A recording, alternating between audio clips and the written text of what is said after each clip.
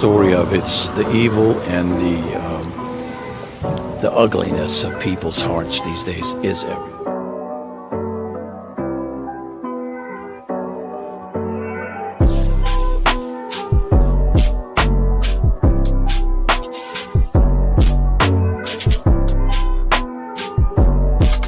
This is Franky Rose's Think Tank.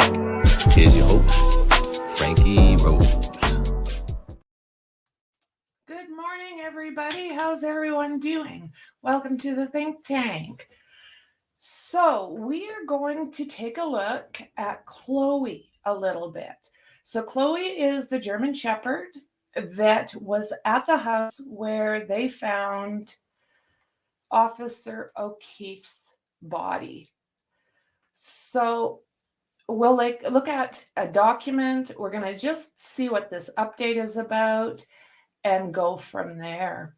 So this was put out on May 3rd of 2023. I also have some more that was put out. Let's see here. I'm just trying to... Oh, we got a couple of videos to look at. And we'll look at Chloe. So I guess it's not as much of an update as a refresher, possibly an update coming.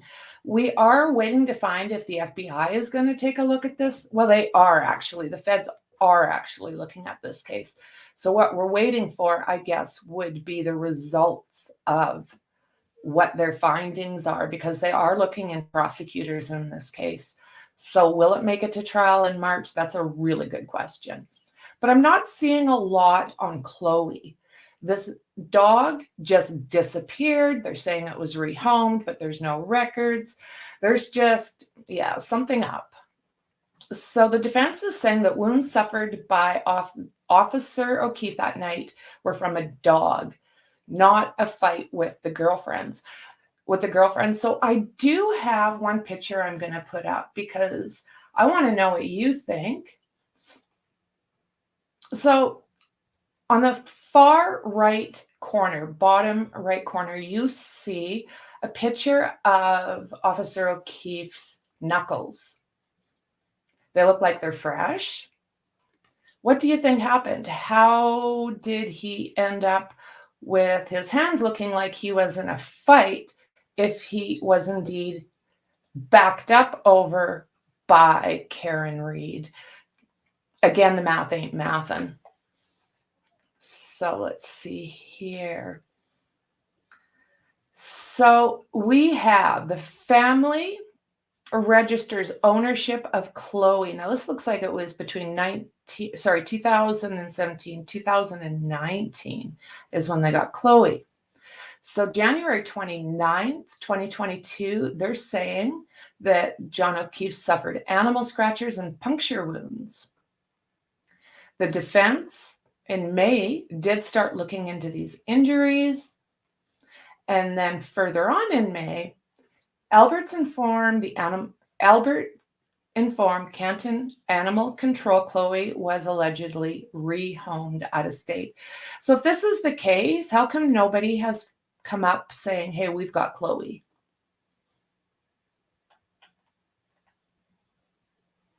Because we have not heard anything along those lines.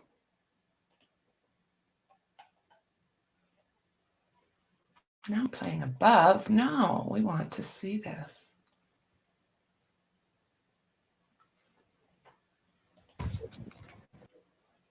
Let's start back.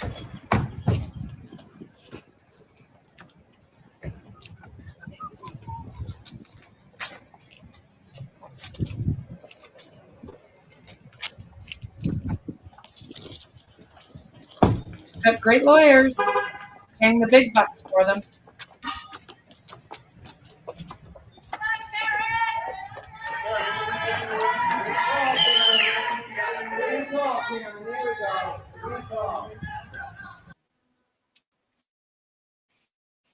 So, yeah.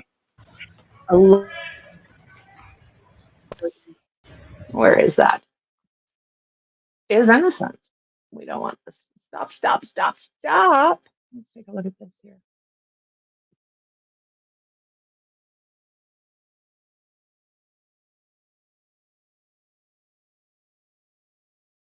Oh, someone shove it. There have been a bevy of claims and counterclaims in the case of Karen Reed. She's a Mansfield woman charged with murder and the death of her boyfriend, Boston police officer John O'Keefe. Prosecutors allege that Reed hit and killed O'Keefe with her SUV during a blizzard in January of 2020. So with this said, we do have to remember that they're saying that he was 12 feet from the road when he was found. So let's see here.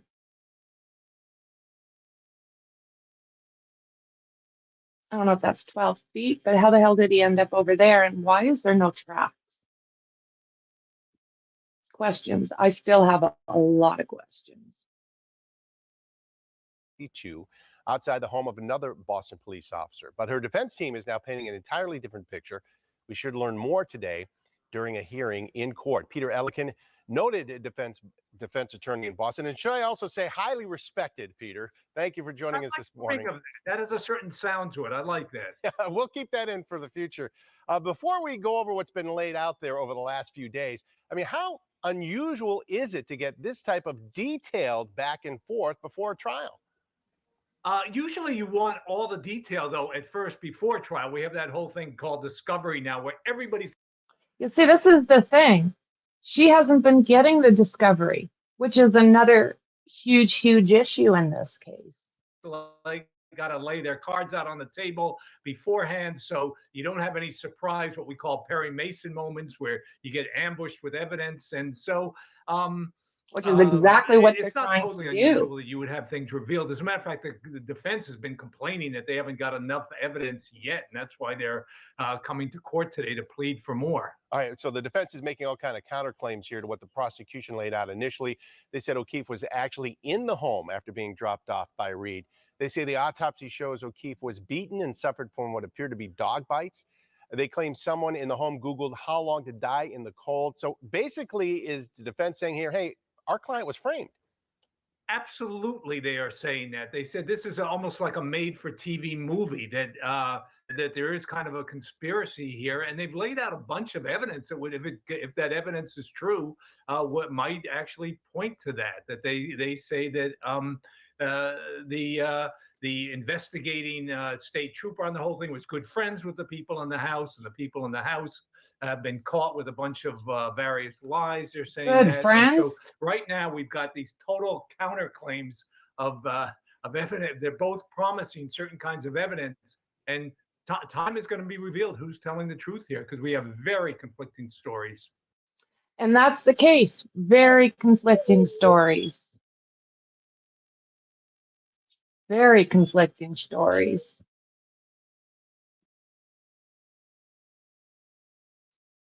So, yeah, they're saying basically that he was hit, and the defense is saying hell no.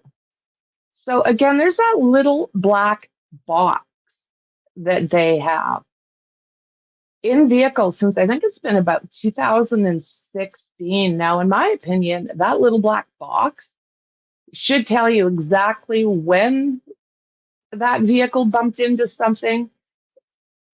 It's just, as I said, the math is not mathing. And as far as I'm concerned, this does not look anything like injuries from being backed over. These look like injuries from being in a fight. He also had a couple black eyes, a massive injury at the back of their head where they said that it almost looked like he had fallen 3 floors.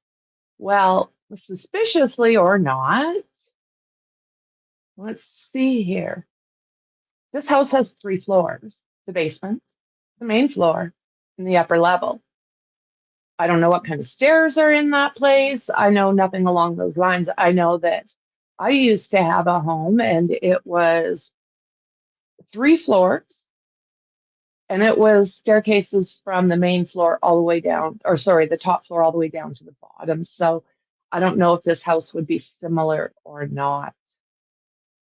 So let's take a look at the documents here. So this is Commonwealth versus Karen Reed, the memorandum of decision and order on the defendant's motion for an order pursuant to Mass R Criminal P17 directed to the Canton Animal Control and the Canton Clerks office. So again, where is Chloe? You know, we're hearing nothing. And if those are indeed bite marks, they should have been able to get some kind of canine DNA out of those wounds. And it would be nice to know if those matched up. Because what does a protective dog, what is a German Shepherd? What does that breed do? They protect. So if, let's just hypothetically say that there was an argument or a physical altercation that happened in that house. For an untrained dog, well, I guess improperly trained, possibly, dog will jump in to try and protect that owner. So, I mean, questions, guys, lots and lots of questions. So the defendant, Karen Reed, is charged with M in the second degree in violation of, and then they gave the code, manslaughter while operating under the influence of alcohol in violation of G, and then example, and leaving the scene of personal injury and passing it in violation, and it gives the code.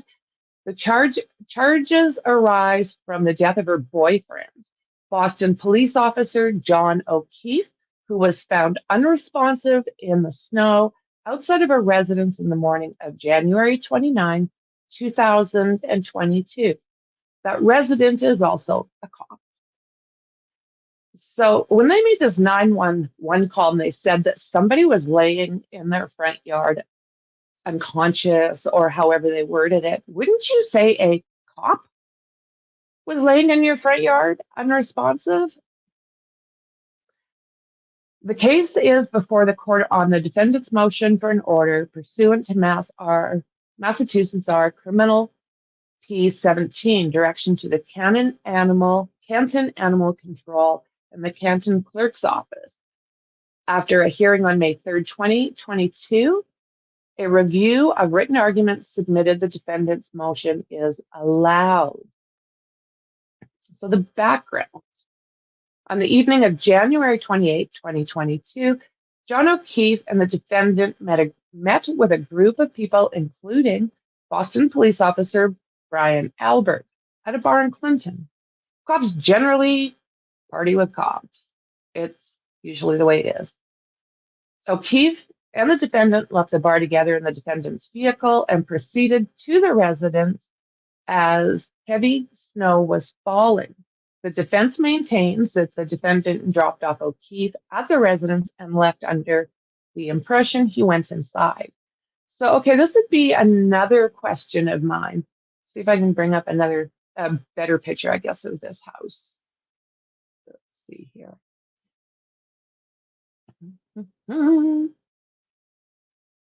Well, kind of, sort of. So what they're saying is that basically when Karen dropped him off, she dropped him off in the snowbank. And you know what? Made him trudge through the snow, back to the... Wouldn't a person usually drop someone off in the cleanly shoveled, cleared driveway? It makes no sense where they're even saying she dropped him off. I don't think that, yeah, it's not showing, but the driveway obviously is where the bays are. And I don't think, yeah, that's the best I've got right now as far as examples of what that, but wouldn't you drop your significant other off in the driveway? Why would you drop them off in a snowbank? So O'Keefe did not return home. Early in the morning, a distraught defendant called two of O'Keefe's friends to meet her and look for him together. Shortly after 6 a.m., they arrived at the Alberts' residence, where only the defendant saw O'Keefe lying in the front yard in the snow unresponsive. O'Keefe was transported to the hospital and pronounced dead. Following an autopsy, the medical examiner concluded that blunt impact injuries of the head and hypothermia caused his passing and observed no obvious signs of a physical altercation or fight. So I don't know about that, guys. What do you think? They're saying no signs of an altercation or a fight. Well, I disagree. Ooh la la. So again, the feds are looking into this, rightfully so. The defendant is charged with O'Keefe's M. The Commonwealth's case is largely premised on the theory that she struck O'Keefe with her vehicle outside the Alberts residence and left him there. How? The defendant is pursuing a third-party culprit defense, arguing that the Albert and others are responsible for O'Keefe's passing. Part of her theory is that Albert beat O'Keefe in the home, and that while he was doing so, his dog attacked O'Keefe. That makes sense. Defense expert Dr. Frank Sheridan, a board-certified forensic pathologist, has opined that injuries to O'Keefe's right upper arm and forearm are consistent with animal claw or scratch marks, and puncture wounds on O'Keefe's right elbow appear to be consistent with an animal bite. Dr. Sheridan has further opined that these injuries are inconsistent with being struck by a moving vehicle or dragged on a road. Albert testified before the grand jury that on the night of the incident, his dog was either inside the house or in a fenced-in backyard. He also testified that the dog is not great with strangers and not allowed in the front yard. Defendant's Exhibit 2 at 80. The defense argues if O'Keefe was attacked by the dog, he necessarily entered Albert's residence or the backyard, undetermined, undermining the Commonwealth's theory that the defendant's vehicle struck and unalived him. Oh my God. You know, really, what are we supposed to come of all this? It looks like they are doing absolutely everything they can to redirect what most likely happened. And most likely, in my personal opinion, speculating in that house.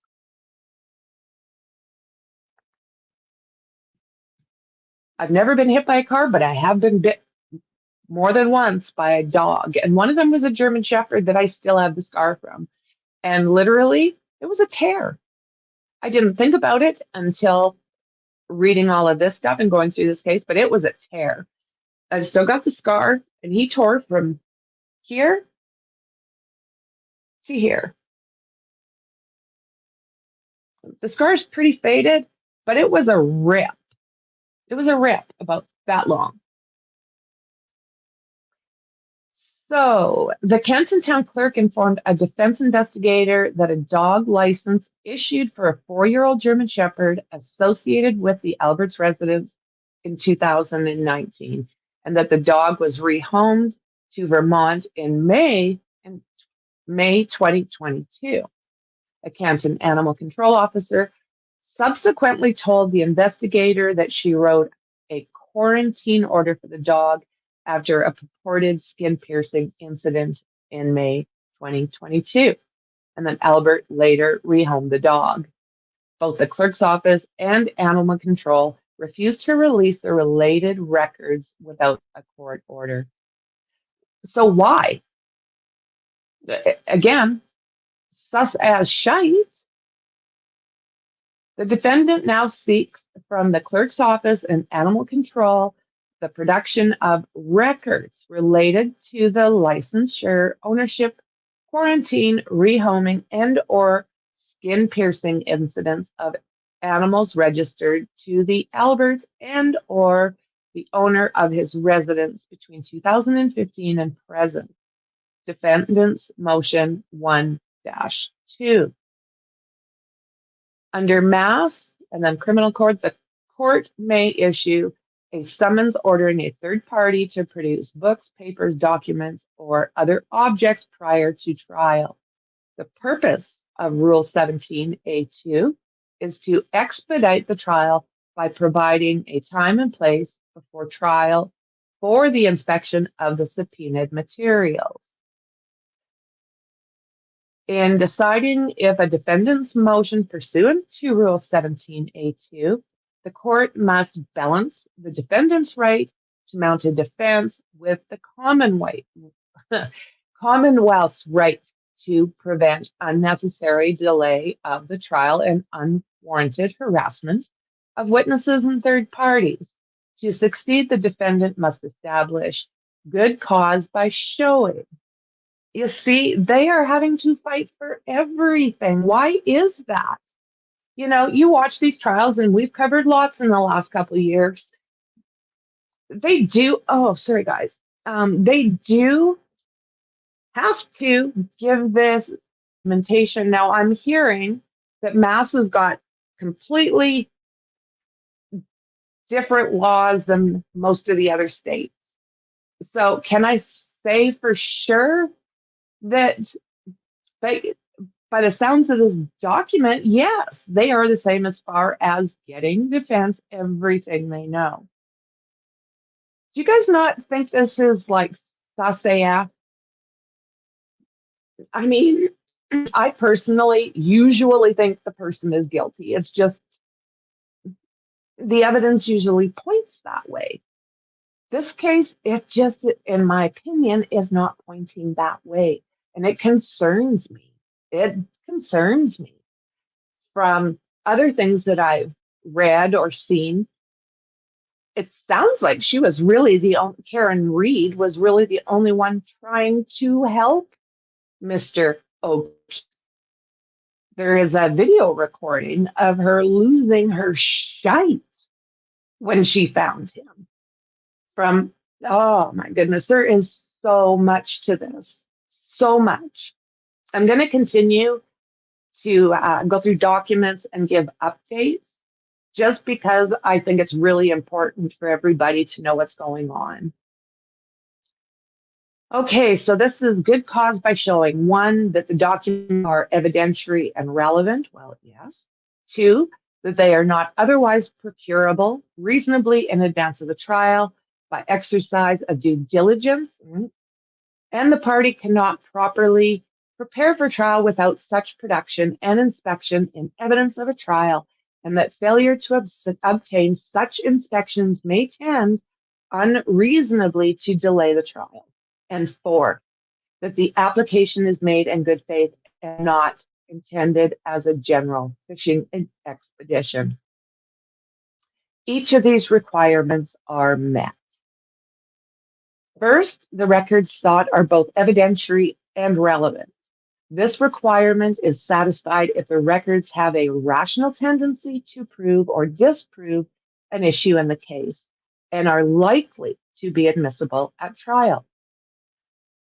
The records at issue pertain to Kurt's ownership of his dog, a reported attack by the dog, and the dog's subsequent rehoming. Such records would rationally tend to show that Albert's dog was prone to attacking people, and thus offer some support for the defendant's theory that the dog attacked O'Keefe. The defendant's theory is supported by expert evidence that an animal caused some injuries to O'Keefe's arm.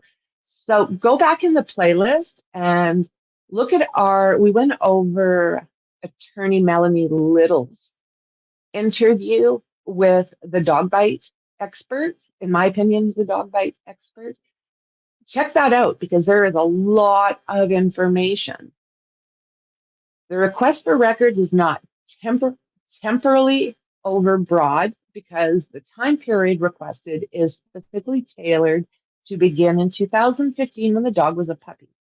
Therefore, the records are relevant to the defendant's third-party culprit defense and have evidentiary value. Second, it is undisputed that the records are not otherwise procurable reasonably before the trial. This requirement imposes on the moving party an affirmative obligation to show that no other sources likely existed for the desired records. The defendant has shown that the records at issue are in the possession of the town clerk and animal control offices. Neither office will release the records without a court order. Therefore, the defendant has no other way to procure the records before trial. Third, it is undisputed that if the defendant does not obtain records before trial, she would be unable to properly prepare her defense, and trial likely would be unreasonably delayed. This requirement is designed to limit use of Rule 17A2 to instances where the absence of pretrial production would tend unreasonably to delay the trial.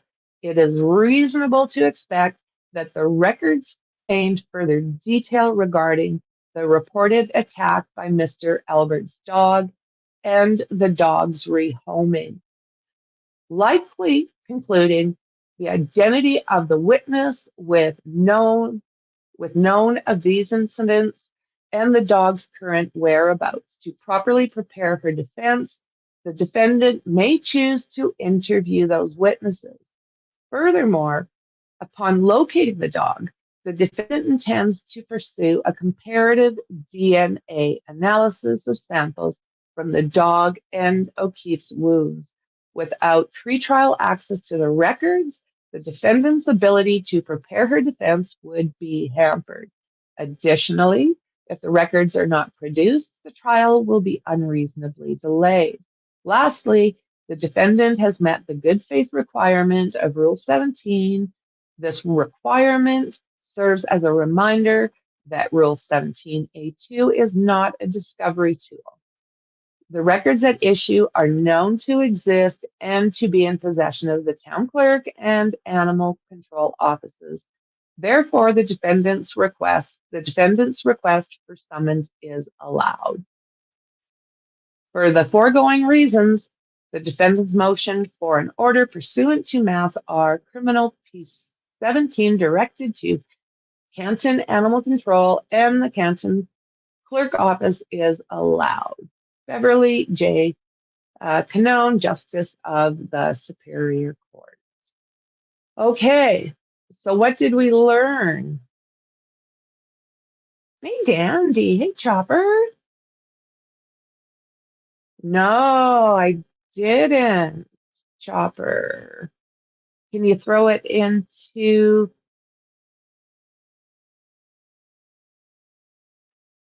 Oh, for Scientology. Okay.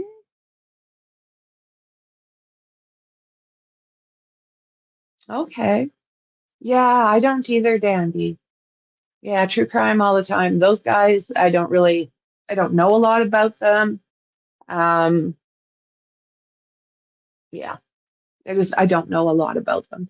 So what do you guys think here? What do you guys think? Is it very possible that Officer John O'Keefe was in a fight and this dog attacked him, thinking it was protecting its owners? What do you think? I'm starting to form opinions, and I'm really glad the feds are looking into this, and I really hope that they get to the bottom of this. As far as I know, this date, no one knows where Chloe is. There's been no records. There's been no DNA swapped. There's been nothing. A lot of people, like I said, assume that she is in puppy heaven. I don't know. So I do have more documents. Hard to find. I think I was explaining before that they're very, very hard right now to get my fingers on, but I do have a few, and I'll go through them probably one at a time so we're able to discuss and deal with one thing at a time, because this case is hairy. Let me know in the comments what you guys think. Will she actually go to trial, or is this going to get shut down? I really want to know what you guys think. So guys, with that said, I appreciate every single one of you. And I'll see you guys in the next one. Bye.